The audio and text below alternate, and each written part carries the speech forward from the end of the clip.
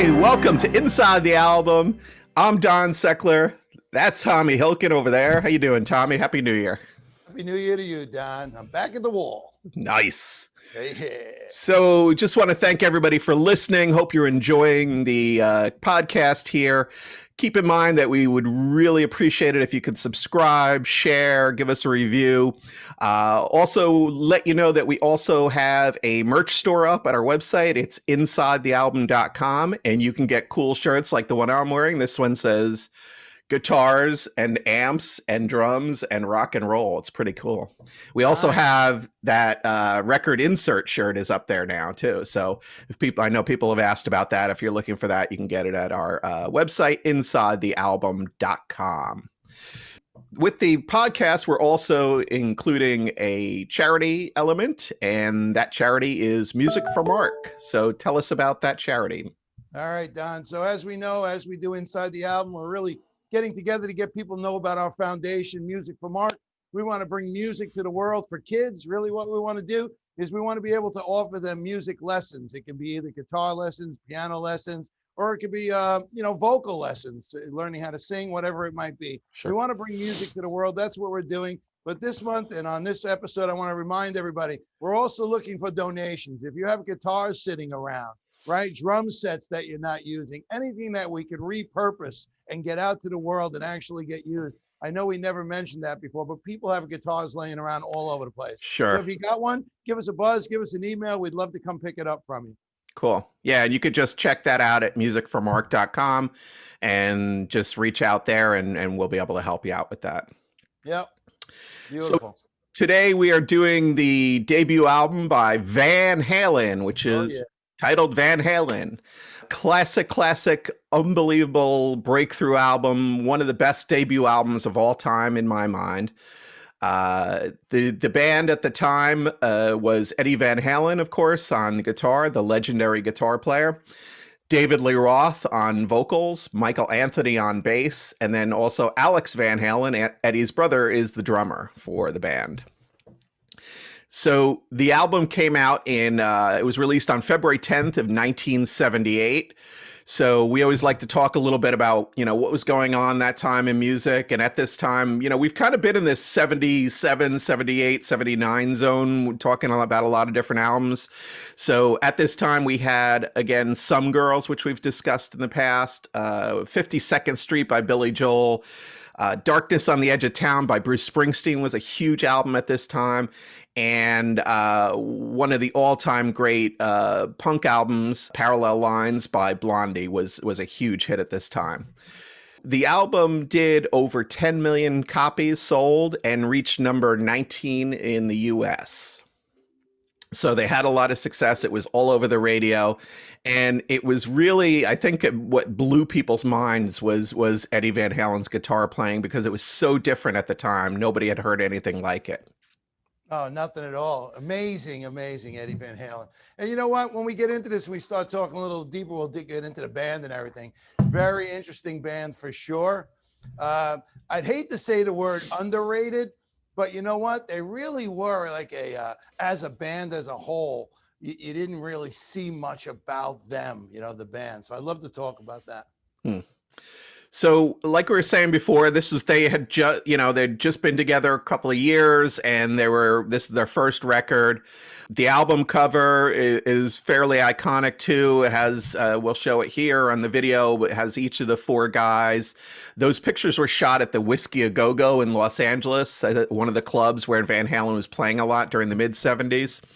And on that cover, you'll see Eddie Van Halen holding up a white guitar. And that's actually his Frankenstrat, which he built himself before he painted it red. So I don't know if people know that, but the classic Eddie guitar is the red guitar, but that's the actual guitar. It just was black and white at the time, and then Eddie later painted it red. So it's a completely customized Stratocaster. He built it out of all sorts of like replacement parts and just hacked it together. It's really, a homemade guitar for all intents and purposes. one of the interesting stories I've heard was somebody was, another musician, another guitar player was at a Van Halen show, and he got a chance to, before the show, go on stage and play Eddie's, red guitar. And he said it sounded nothing like Eddie Van Halen when he played it. But it just goes to show you the sound is really in the fingers and a lot less in the actual instrument themselves. And as we've been covering this, we've been going through some of the greatest guitarists of all time. And, Yeah. And I often think about the only other guy that I remember, but he was a rocket scientist for real, who built his own guitars, was Brian May of Queen, which is built from scratch, to get the sound and put it all together. Amazing. Yeah, another and Brian May, I think too is fairly underrated as a guitar player. He never comes up in the list of great guitar players, but when you listen to some of those riffs for Queen, they're mind blowing. Yeah, one of my favorites. When Van Halen was looking for a record deal, they actually got connected with Gene Simmons from Kiss, and Kiss was already popular and touring and stuff like that. So Gene financed a 3-song demo for Van Halen. And then he paid them the money to go ahead and record this, work with them a little bit. But then he went out on tour with Kiss. Mm-hmm. So by the time he got back, Van Halen had already been playing shows in Los Angeles. They had this tape now, and they had ended up getting a deal directly with Warner Brother Records. So, while Gene Simmons kind of got them started a little bit in terms of the demo process,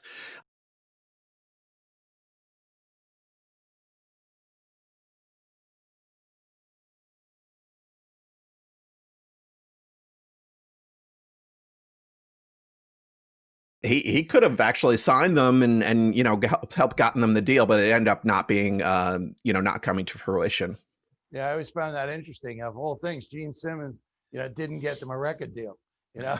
Yeah, and Kiss was popular, right? When Kiss started, like 70, was it 75, 76? Yeah, Kiss Alive came out like in 75, which put them over the hump. Got them going. Okay, so they were out earlier than that. Oh yeah. They've been around forever. Dude, they just played last night, New Year's Eve in Dubai. Oh, really? I was like, wow. That's crazy. Yeah. This will never go away. No, for sure. So the record, and like a lot of these first records that we hear, this one was really recorded very quickly. It only took 3 weeks to record. And again, most of it was recorded live with very little overdubbing. And again, it comes from the band playing live a lot. They had these songs pretty well, put together. They didn't have to change a lot. They were able to go ahead and rip it out live. So that, again, another album that came together very, very quickly. You talk about quickly, and we've been mentioning this a lot lately, man. There was nothing better than the bands going into the studio with their instruments and actually playing the album, putting it together right there, Yeah. One of my favorite things when I think about all the bands that would just go in and jam and then put these songs together live. Best. There's no better way to do it. Yeah. Sometimes, they work on the albums for years and years and years, and they, some of them turn out pretty good, but I agree with you. I'm a big fan of the live performance. No, me too. Yeah, and it brings out that live, this is happening in the now. It's got to work. But we'll talk about Eddie and how he always thought about making music anyway, but we'll go to that. Yeah. So David Lee Roth was actually auditioned for Van Halen multiple times. So the band, was Eddie and Alex, and they got Michael Anthony, and David Lee Roth had auditioned a couple of times when they were looking for singers. And they refused him, and then eventually they let him join because he owned a PA. So they're like, well, we can save a few bucks and not have to rent a PA every time we play out. A guy who's a legendary frontman for a band. I mean, back in the day was amazing on stage. Basically was in the band because he owned a PA. Yeah. Let me tell you something. It's a good thing he had that PA, because as we move along, we'll talk about David Lee Roth. We'll discuss how much conflict he brought to the band after a while. But not that being said, I posted on our Facebook page, right, inside the album on Facebook. Go to it, check it out. The original David Lee Roth I put up there the other day, his name was Jim Dandy from Black Oak, Arkansas. Oh, yeah. Ladies and gentlemen, check it out. You'll see he was the original David Lee Roth in the early 70s. The guy was amazing. Still one of the greatest frontmen. So check him out. You'll like what you see. And so is that what that song is about? Is that song about him? That's him. Go, Jim. Oh, okay. Dandy. Go, Jim. Yeah, but Black Oak, Arkansas played California Jam, 1974. Dude, they were a huge band. Great, great band that nobody even thinks about or talks about. But the guy, Jim Dandy, was the original character, spandex, boots, fur, right? Everything. He was the original guy, front guy. So check him out. You'll see where David Lee Roth came from. You really will. Interesting. Yeah. Good stuff. So the band was originally called Genesis, and they found out, a little bit later on that there was already a Genesis. They didn't know because it was the Peter Gabriel Genesis, which was this kind of alt art rock, I guess is what you would call it, band. So they changed the name to Mammoth, and then, they were going along, and David Lee Roth didn't like the Mammoth as much, and he suggested that they use the name Van Halen. So the name actually came from Dave, which is interesting. Yeah. Thanks, Dave. And then they also ran into some issues where they had trouble sometimes getting booked at clubs because they were too loud live. So that was a challenge that they had to kind of overcome. I think, eventually they settled into those Sunset Strip clubs there in LA, where, they loved it loud. So it worked out. You and I have both been to many rock shows. So think about that, right? Have you ever seen a band that you really love and you know how the tunes need to be loud and they tune you down, they turn you down? It doesn't work. And that's the challenge that they ran into. They needed to be up and be loud. That's really what carries their music. It does take a lot of the energy out of it, when it's down too low. Yeah. So again, they did this really quickly. They actually recorded 28 songs in 2 hours, which is insane. I mean, I don't even know how you fit 28 songs. I guess you could in 2 hours, but it was just like bam, bam, bam.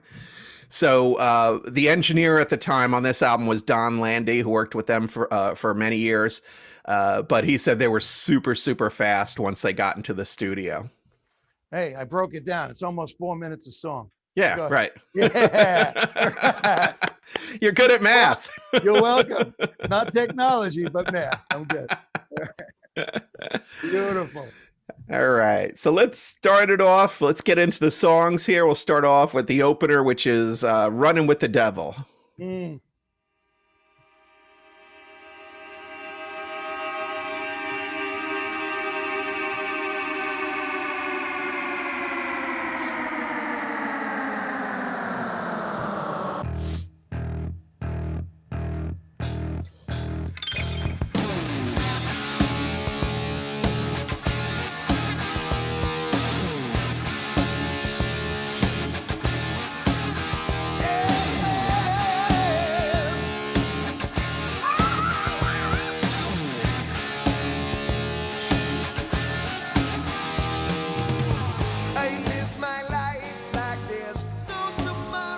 So, this is a really popular song. I'm sure pretty much everybody who's listening to this knows that song.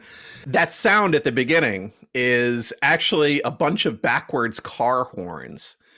So the guys in the band, they actually went out into the parking lot, took the horns out of their cars, put them into a box, hooked them up with some car batteries and a foot switch, and then they reversed it and slowed it down in production to make that sound, which is like, when you hear that the first time, it doesn't sound like a car horn at all, but that's what it is.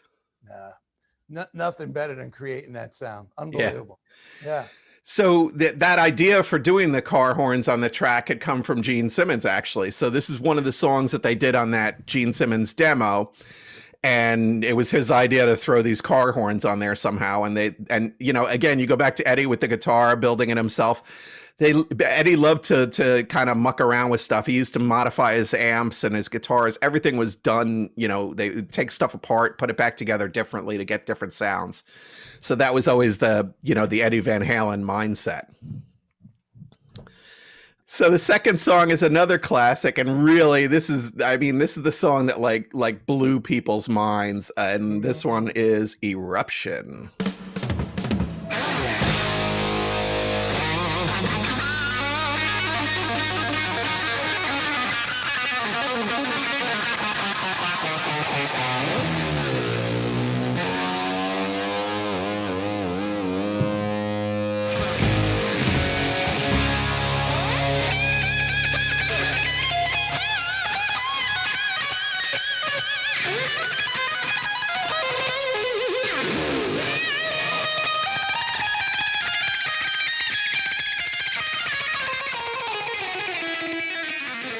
So, and I'm sure most people know this again, too, so I'm not going to play the whole thing here. But again, this is a song that I would guess that this song probably got tens of millions of kids to pick up a guitar. It's literally that pervasive.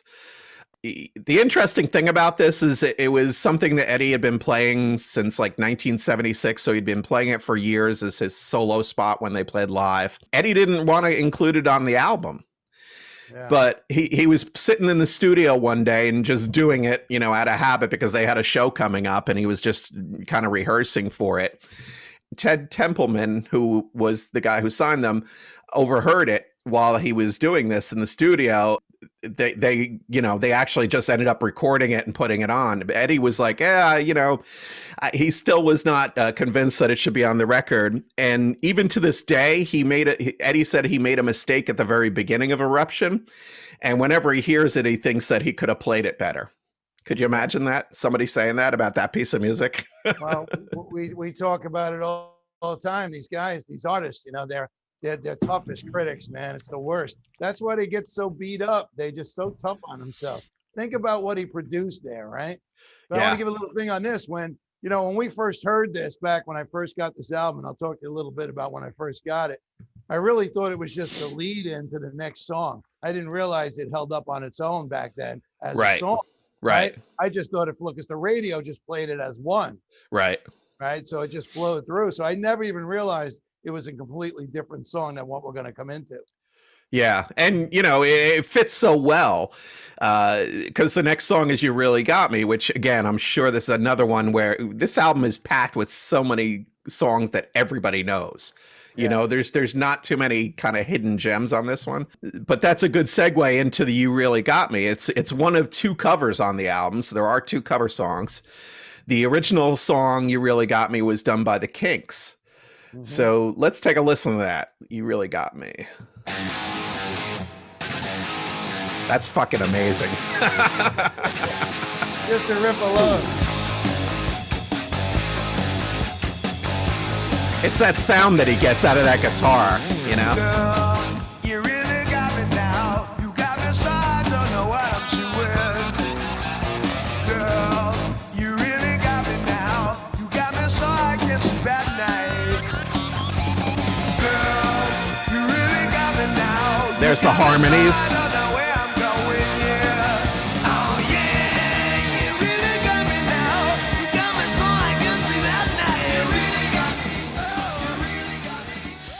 So this song, obviously, it's a like we said, it's a Kinks song that probably a lot of people know the Kinks version as well. But I just remember seeing this in the early 80s live, and just that riff in the arena, it was insane, just out of this world. I'm not a big fan of covers. I never have been, right? So, but this one, it kind of outdoes the Kinks a little bit, I have to say. Some people would say that this is a better version. It's a matter of personal taste, I think. I get it. But it's a perfect fit for them. I mean, you always hear, oh, you made it your own type of thing. They really did. They kind of changed the song enough to where it became a Van Halen song, and it really, this version at least was not a Kinks song anymore. Yeah, you want to know? You hit the nail on the head. They made this a Van Halen song for real. For the people who first, it's like even if you heard the Kinks song, it's two different genres. It really is. It's amazing. But I want to go back to what you said about the harmonies. Michael Anthony, he's tremendous at what he does. Yeah, and he's like the most underrated guy in the band. But what a great singer he is. Yeah, and you hear his harmonies on so many of these songs, and it's him and Eddie. Eddie's in there too a little bit. Eddie does a little bit, but it really is the Michael Anthony voice really works. It just works. All these pieces fit so well with these guys. Yeah. Everybody's got a little something different that they bring to the table.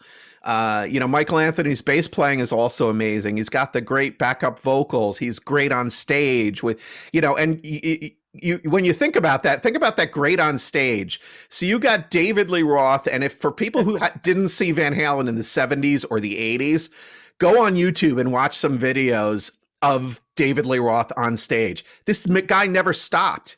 Right. You know, he's doing high kicks, he's jumping off shit, the whole concert. And Eddie and Michael Anthony are playing off that, and also the whole band was moving all the time. It was such a great show. These guys were so good live. Great band for sure. Yeah, so you really got me. Interesting story about this. There was a band in LA at the time called Angel, and so Eddie had showed Angel's drummer or played Eddie, the drummer from Angel, a demo version of this song. And the next day he learned that Angel was recording their own cover and trying to release it before Van Halen. So Van Halen was like, had that in mind, and they wanted to really get this out to beat this other band to covering You Really Got Me. And I, think about it. I had a couple Angel albums. So now I'm sitting here thinking, my God, whatever happened to Angel? That's funny. You know? I had never, I wasn't aware of them back then, so I didn't really have anything about them. Super glam rock. Oh, okay. Long hair, all the makeup, everything about them was the glam rock days, right? So that's where they started to come along, and they were big. Angel was big for a while, and then came and went. Okay. Yeah. The other interesting thing about You Really Got Me, it was the single off of the album, but Eddie actually didn't want it the single because it was a cover, and he wanted to have Jamie's Crying as the first single off the album. And you know what? Jamie's Crying, great tune. We're going to cover it and talk about it, but it easily could have been the single. No doubt about it. Oh, yeah. Such a good song. Yeah. So this next song is Ain't Talking About Love, another song I think everybody just knows, and an amazing riff. Just insane, right? Listen to that. Yeah.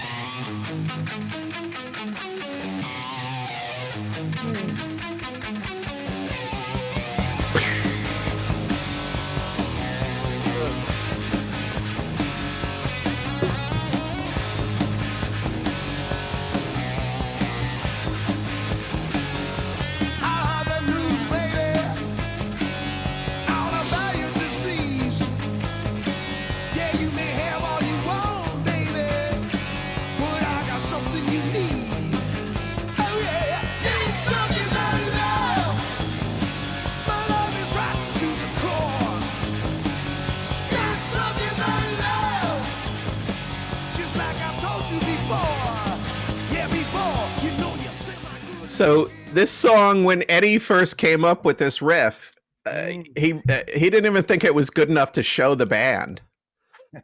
Could you imagine that? It's like a legendary all-time great riff.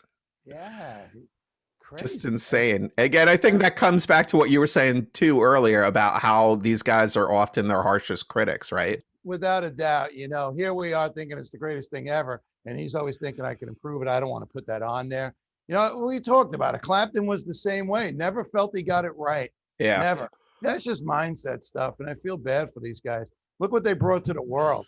Right? Exactly. And I hope they took some of that back for themselves and realized how great they were. I really do. I think they do over time. Yeah. I think you see this like earlier a lot, and then later on they kind of come to terms with it. Understanding that there's something great to being Eddie Van Halen. Right. You don't want to wake up every day and saying how great I am. Right. You got to really embrace the fact that, oh my God. Right. Yeah, look what I've done for the music world.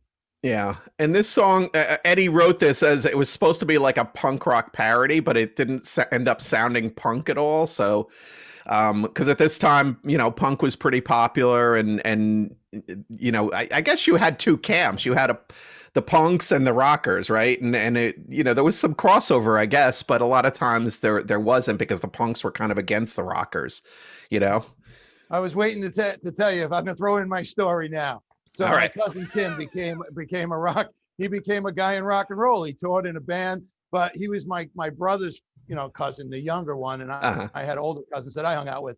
But one day he was with my brother at the summer, right? And he came to my house, and I came in my house. I just came from the store. And in one hand, I had Van Halen's first album. And in the other hand, I had Rocket to Russia. Oh, nice. Yeah, he said he never forgot that when he remembered those two albums that I brought into the house that day, and it just changed his way he looked at music. But just as you were saying, those were the two I brought home: Rocket to Russia and Van Halen. Yeah, Yeah. and I've always been a kind of a both kind of guy. In fact, I like punk a lot. I still go to punk. Oh God. But you know, there was that kind of divide back then, and if you were punk, you were like against everything and angry, and rock was a little bit more party, and you know. You know what you and I say. What do we always say, Don? Hey, it's rock and roll. It's rock and roll. We'll even get to the point of the blues being on this album. But go ahead. Exactly. Punk, blues, and rock and roll. There you go. That's it. So there's actually a sitar on this song. So Eddie doubled the solo section with an electric sitar. Yeah. He didn't know what it was. It was kind of cheap. It looked like a Dan Electro guitar, and he didn't even know it was an electric sitar because it didn't sound like one. It just sounded like a really buzzy, fretted guitar. So a guitar that makes a little bit more noise. But it's kind of doubled under that solo section, so it's a little hard to hear it, but it is in there. And of course, this song ain't talking about love. It's about casual sex. It's something that David Lee Roth was known for at the day. He used to have the roadies give out backstage passes to the pretty girls at the shows, and Pretty girl. yeah, and he just a few, and then he offered $100 reward with the roadie if he slept with one of these women. Oh, wow, 100! Wow, So cheap. well, back then it was a lot of money. So they were, you know, these guys were known debauchers, right? They were a party band. They were drinking a lot and partying up and just there to have a good time. Sex and drugs and rock and roll. Pretty much. I like it. What did you call it? Casual sex? Casual sex, yes. Not serious, intimate relationship sex. Just casual. Casual. I love that phrase. I'm just casual. Not a lot of effort. I'll just be sitting here. Thank you. All right. So let's take a listen to the next one. This is I'm the One.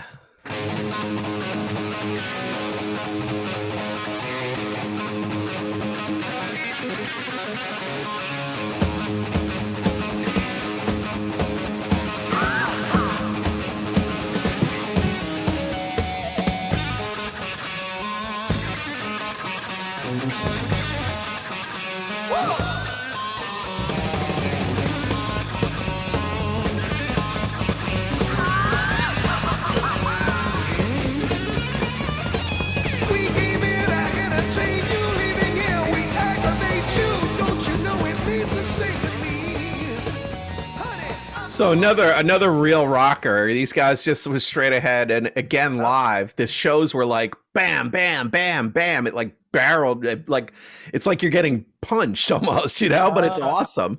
Thank you, God. Yep. Yeah, and the interesting thing on this is that Alex Van Halen used the two kick drums. So he had the two big bass kick drums, and you know that was unusual at the time. I don't think it was that common. That style got very popular in like late 90s, early 2000s heavy metal bands, but and even in the 80s, some of the hair bands used the double kick drums. But this was really, this may have been like one of the first times that it was really used on a well-known album, a popular album at the time. You know, when you think about Van Halen, right, and we're talking rock and roll, you know, you got David Lee Roth is always doing a lot of fill in between when he's not singing, right? Right. Which is a different approach to filling the fill. And Eddie Van Halen's guitar. But if you listen to this song and you slow it down a bit, it's a boogie woogie song. Oh, yeah. It really is. You know what I mean? It's a typical boogie woogie rhythm and beat that they just make. See, what they did was they took all these genres of music and made them Van Halen. Yeah, they heavied them up, right? Right. Yeah. Sped them up, hurried them up. Eddie's guitar, which you can't find anywhere else. But if you put somebody else in here, this would just be an old-fashioned boogie woogie tune. It really would. If you think about it, somebody could be playing at the piano, right? It's great to hear, but that's what they did. Everything they took, they just turned into Van Halen. Yeah. The best. And there's a lot. I think a lot of that influence comes from Dave. So Dave is a big vaudeville, kind of old school kind of guy, and so a Yeah. lot of that boogie woogie. We're gonna hear some more of that in the other cover song that they did later on. But I think Roth brought a lot of that kind of almost vaudevillian types of stuff to feel to the band, and it's such a weird mix because you got on one hand you've got the shredder metal, all-time great guitar player, the drummer, and everybody's so heavy and hard. And then Dave brings in this balance of, exactly what you're talking about, whether it's the boogie woogie, the vaudeville, whatever. Yeah, definitely. So it all plays together magically, and that's what makes it so good. Yeah, Diamond Dave, I think he might have wanted to be a movie star. I really do. Yeah. He could have went in many directions. He had a personality that was over the top. Right. He was and we talked about like, who was the guy who you wouldn't want to be on tour with because he's never off stage, right? This is true. He's Especially always. Oh my God, when he was younger, I used to listen to him on the Howard Stern show, man. Whew, 45 minutes just. Yeah, right. It was like he never took a breath. Right? He just kept going. He was always Diamond Dave. Diamond Dave, no matter where he was, man. Crazy. All right, so let's listen to the next tune on the album. This one is Jamie's Crying.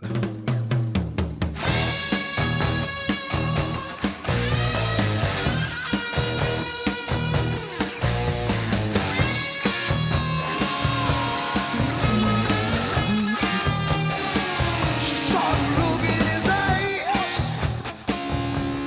She knew better. He wanted her tonight, and there was now or never. He made her feel so sad. Oh, oh, oh, Jamie's crying. Oh, oh, oh, Jamie's crying. Now So there you hear those harmonies that we've been talking about, the background harmonies, and this song is David Lee Roth actually wrote the lyrics. Actually wrote all the lyrics. This song is about a girl who has a one night stand and then is kind of regretting it.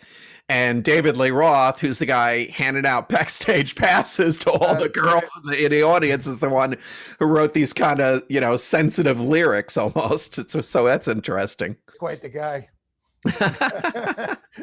Hey, stop crying. Yeah. So Eddie wanted this, like we said before, Eddie wanted this to be the single. It wasn't.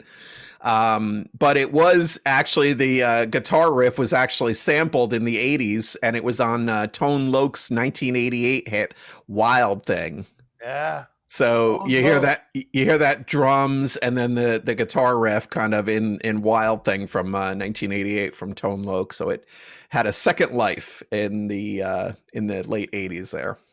We might have to cover Funky Cold Medina, man. Hey, We might have to. yeah, we might have to. We might have to do that whole album. Two songs that sounded exactly the same, just change the lyrics. Right. Yeah. Right. So funny. Yeah. All right. So let's move on. The next song is Atomic Punk.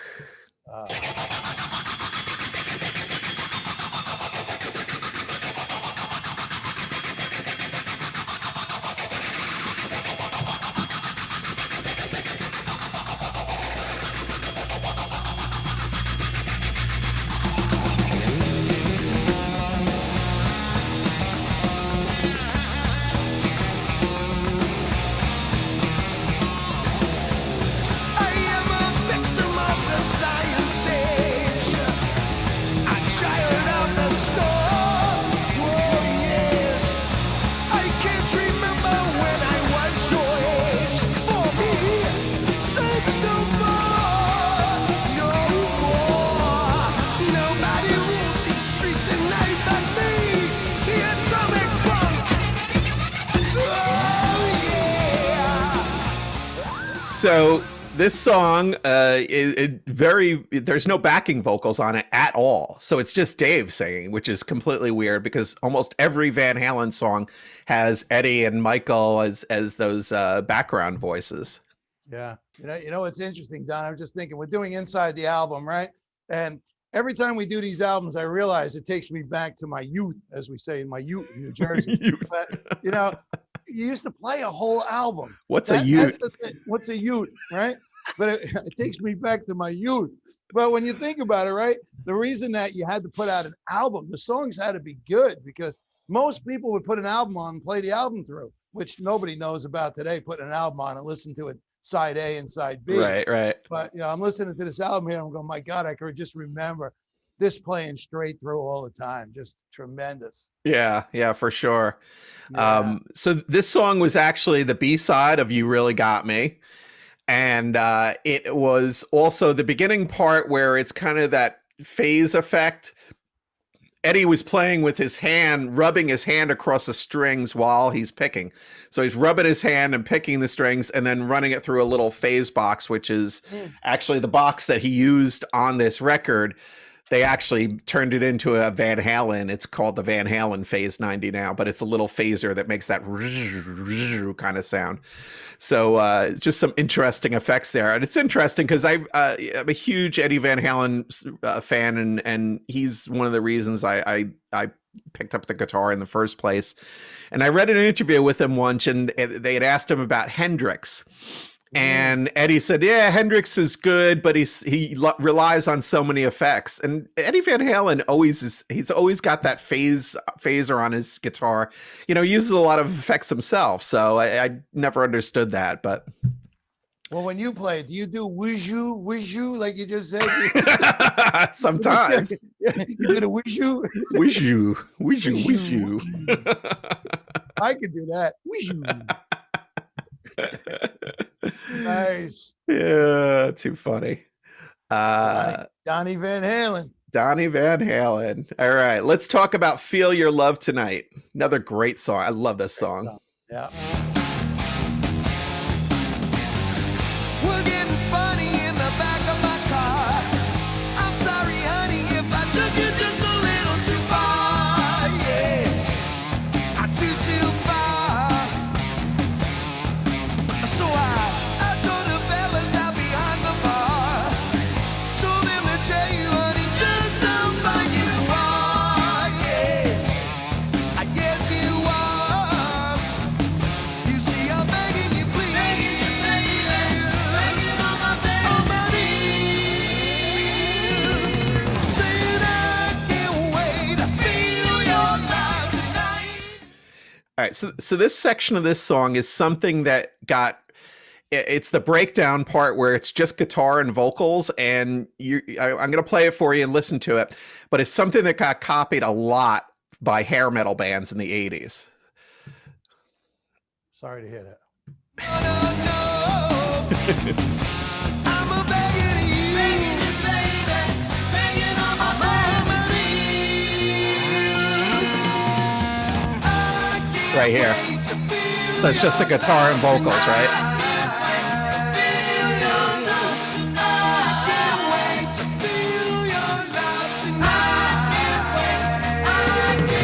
And the drums come back in.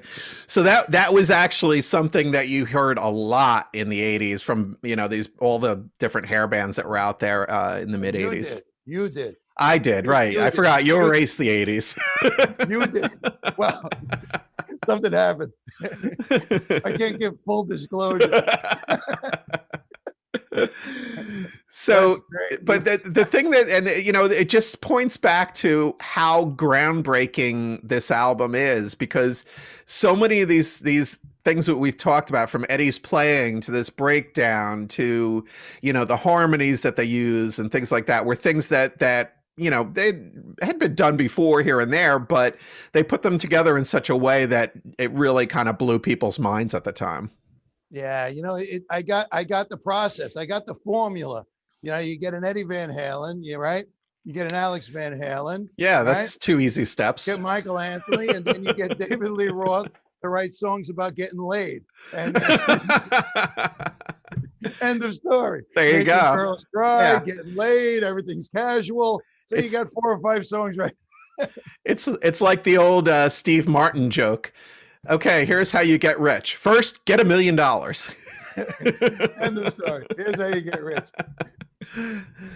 All right, so let's move on to the next song on the album. Another great song. There's no bad songs on this record. They're all so good. Yeah. This one is Little Dreamer.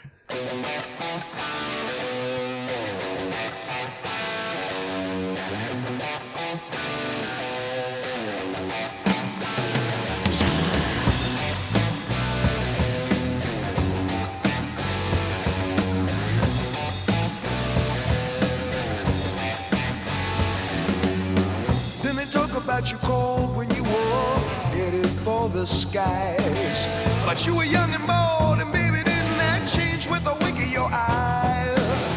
Now no one's talking about those crazy days gone by. No one talks about the times you cried.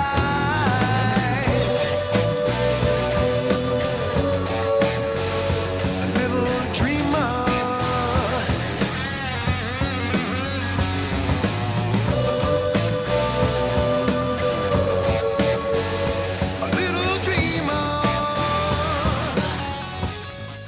So to me, the interesting thing about this song is that David Lee Roth actually gets to really sing.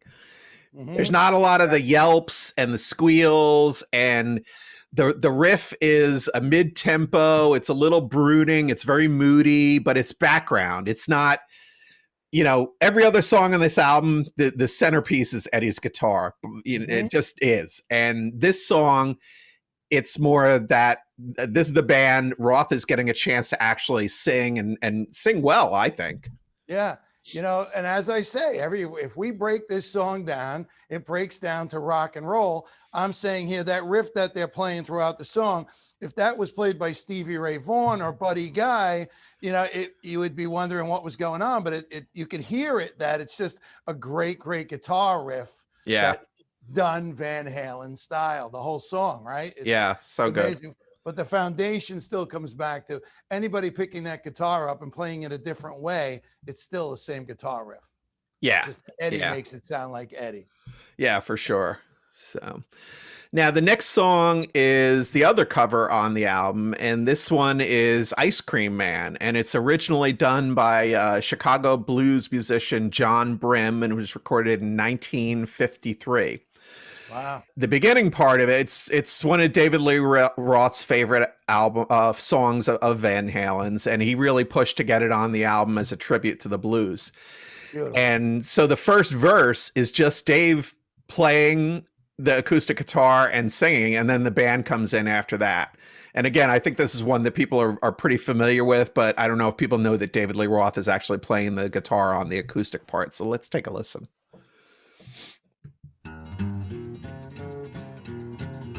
Dedicate one to the ladies. Sometimes your babe needs something to keep you cool.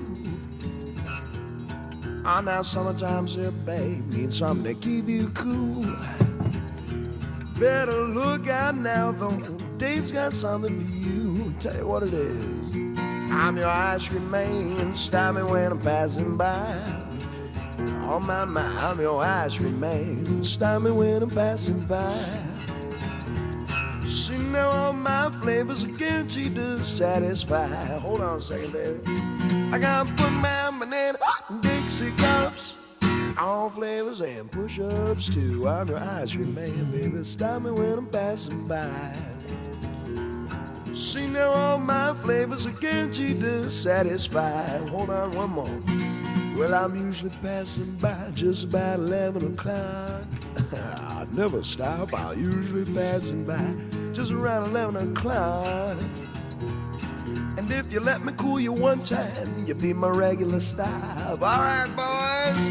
I'm putting my banana Dixie cups, all flavors and push-ups too. I'm your ice cream man. Stop me when I'm passing by.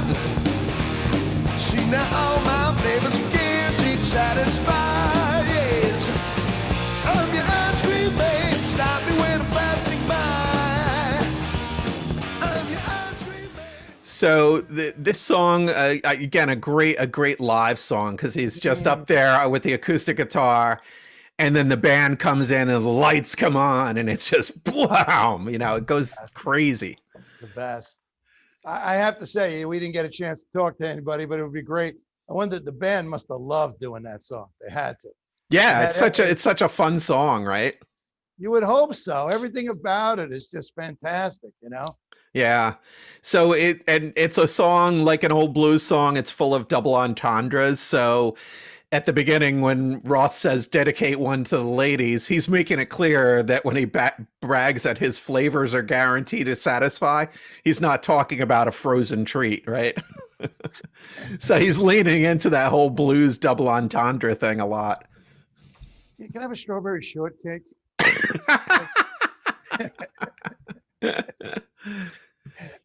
I'm sorry. My plug for the day. For strawberry shortcake? Chocolate eclair, toasted almond. I'm good with all of them. They are good, right? Now I want an ice cream truck to come by. Sure you do. Wink, wink. Wink, wink. Nudge, nudge. All right. So the album closer is probably the least well-known song, I guess, on the album, I would say. But still a great song. And this one, It's On Fire is the name of the song. It was the song that they actually opened their shows with in the year 1978. So this is what they came out on stage with. But if you listen to this one, we'll play it just a second here. But when you listen to the bass and guitar, to me, it feels like it's like a roller coaster sound. And like David Lee Roth is singing is just like kind of hanging on for dear life as he goes through this song. Love it. So take a listen, see if you get that too.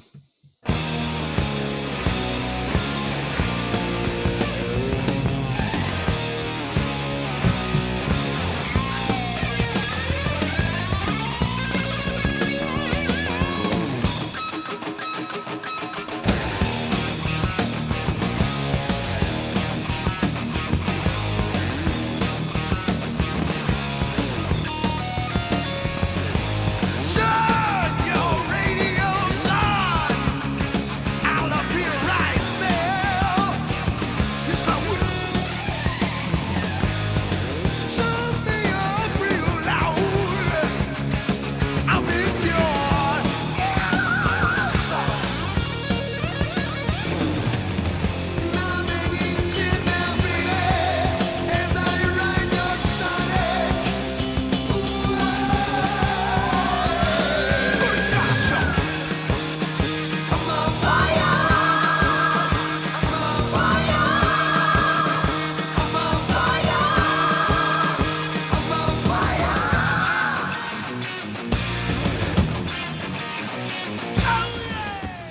So it's pretty frenetic, right? I mean, I feel like he's like, whoa, it's got that whole vibe to it. I think anyway. Hold on. Yeah. What a great opener though for a show, right? Could you imagine popping out to that? It's crazy. I want you to check out Angel. Yeah, you'll definitely. You'll see this song here is back in that genre of the day. It really Yeah. is. Yeah. Kind of like it started to progress into speed metal, where everything was just a force to be dealt with, right in your face, right, your heart going. That's for another day. And no, even though these guys, a lot of people wouldn't classify Van Halen as metal, but they're on the border. They're on the edge of that all the time, right? Like songs like this or Atomic Punk, it's very kind of almost metalish in terms of the aggressiveness, but they always kind of slide back into that rock pop pocket where the songs are still catchy and, you can sing along with them and stuff. Yeah, I think that's the challenge as they went through the years, that they could have been anything they wanted to. They were that good of a band to play. Yeah. But, getting a lot of it is pop. A lot of it was radio airplay. Sure. It really was. Yep. And I guess that's what everybody fought for back in the day is, listen, who am I to say, but you get a song on the radio, you did good. End of story. Well, yeah, and that's how they used to sell records and make money. So, the touring was secondary back then. Now it's completely reversed and they don't, they make money off touring. So times have changed dramatically. Well, that was like we often talk about. The idea was they went on tour to sell albums. Yeah, right. Exactly. The record label sponsored it, put you out there. Usually somebody who warmed up for you was on the same label as you. It was Yep. a different business altogether back then, you know? Yeah, for sure. Yeah. All right. So that's Van Halen by Van Halen. Yeah. Hope you enjoyed the episode. Check out our merch store on insidethealbum.com.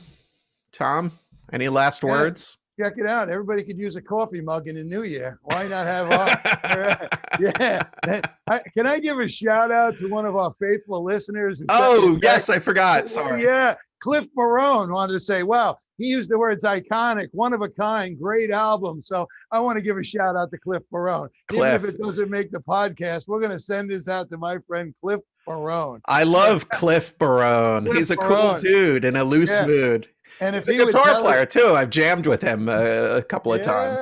So good guy. Who we'd like to share our podcast with his friends. We love Cliff Barone, who's going to share all our. There you go, Cliff. Cliff Barone. What was that? What? Cliff Barone.